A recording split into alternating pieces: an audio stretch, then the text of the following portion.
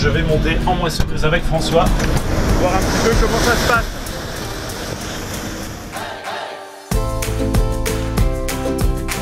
Donc, comme je vous l'ai expliqué tout à l'heure, aujourd'hui c'est François qui pilote la machine. En général, dans notre organisation, c'est celui chez qui on récolte qui conduit la machine de moisson. On peut peut-être demander à François de nous expliquer comment fonctionne la machine juste sur les deux manettes principales. François, on t'écoute.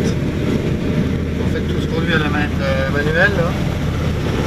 On baisse la coupe, on la baisse, on lève, on est rabatteur, l'avancement. On n'a plus de manette au pied. Il faut avoir un œil sur les écrans pour surveiller tout, que le boulot se fasse bien.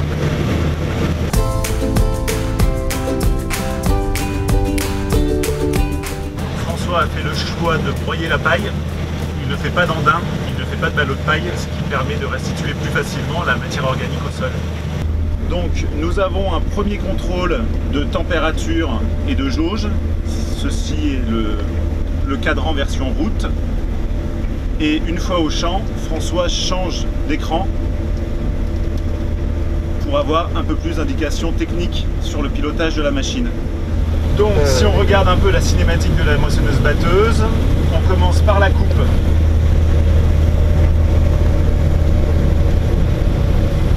Qui coupe les tiges et emmène l'ensemble de la matière vers le convoyeur. Ça passe sous le siège du conducteur. Le grain est battu et il est stocké dans la trémie.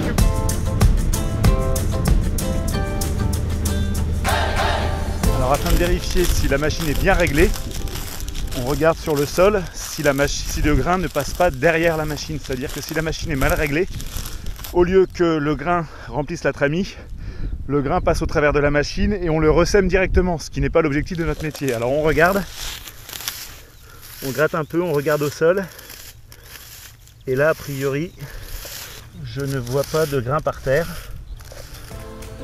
donc j'imagine que la machine est bien réglée.